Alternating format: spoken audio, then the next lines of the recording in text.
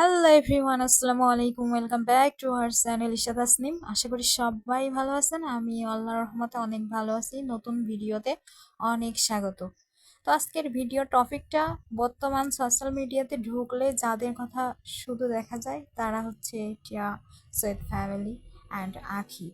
এই তিনজন ব্যক্তিদের সমালোচনায় শুধু নিউজ, তাদের কমেন্ট, তাদের পোস্ট শেষে হচ্ছে না। আর এগুলা নিয়েই পাবলিক অনেকটা মেতে আছে। এই যে আমাদের তিশা আপু যেমন তার ব্যক্তিগত পোস্টে প্রকাশ করেছেন যে কিভাবে তাদের সংসারে কিভাবে মিলেমিশে থাকতো, কিভাবে তারা দুজন একসঙ্গে কোনো ঝগড়া অশান্তি না থেকে মিলেমিশে সবকিছু করতো, কিভাবে সুন্দরভাবে জীবনযাপন করতো, তার মাঝেও এতটা সমস্যা। এই যে সবাই বলছে তিশা নাকি নাটক করছে, আঁখিকে বাসা থেকে বের করে দিয়েছে, এসব জিন ধরার নাটক। আসলে অসুস্থতা নিয়ে কেউ কখনো নাটক করে না। আবার আমাদের আহাদ ভাইয়া পোস্ট করেছেন, আমি ব্যর্থ, ভালোবাসতে পারিনি। তুমি যাকে পারো, যার সাথে ভালো থাকতে পারো তাকেই ভালোবাসো। আসলে মানে কিছুই বলার নেই এদেরকে নিয়ে। এরপর তাদের এইটা দেখে একজন পোস্ট করেছে,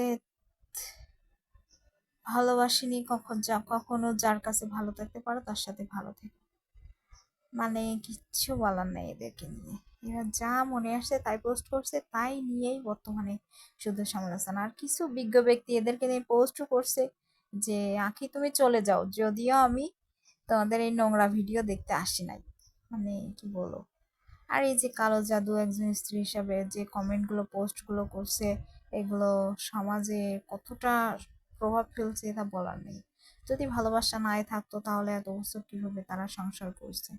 মানুষের আজাইরা পেছাল না করে তাদের জন্য দোয়া করতে পারলেই তো যথেষ্ট। তারা ভালোভাবে সুন্দরভাবে সংসার করতে পারে, সেই দোয়া করতে হয়।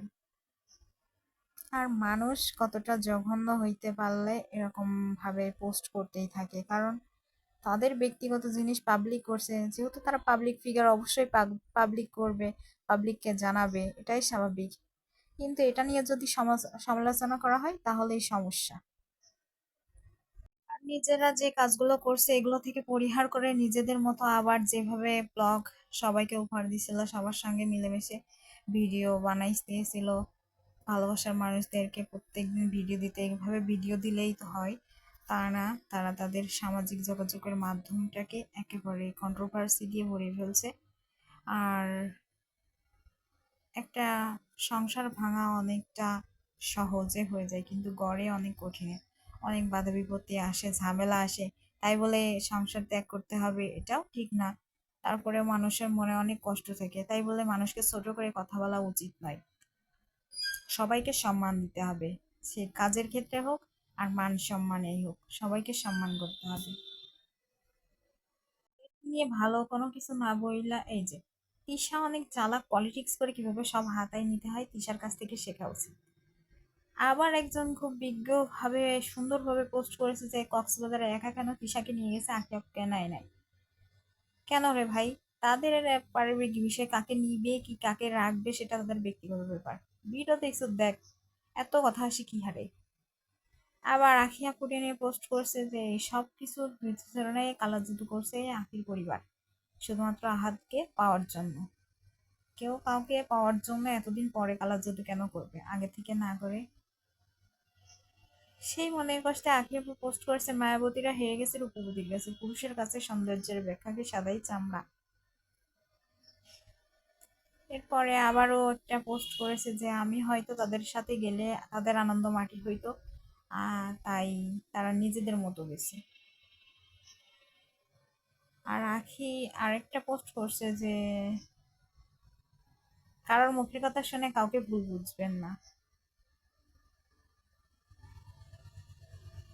হিসাব আবার লাস্টে দিচ্ছে আমি রাজি ছিলাম না, তাহলে বউকে খুঁজলো। আসলেই তো তিশাপু অনেকবারই ব্লগে বলছে যে আঁকিকে তিশাপুই আনছে। এখন তাদের উচিত সব ঝামেলা মীমাংসা করে সুন্দরভাবে আগের মতো একসাথে মিলেমিশে থাকা। এভাবে কন্ট্রোভার্সি না করে, এভাবে মানুষের সঙ্গে ঝামেলা এগুলো পাবলিকলি না করে গোপনে আবার সব কিছু ঠিকঠাক করে নেওয়া উচিত। ঝামেলা সবসময় থাকতেই পারে, তাই বলে এমনটা করা ঠিক না। তো আজকের মতো এটুকু, আল্লাহ হাফেজ।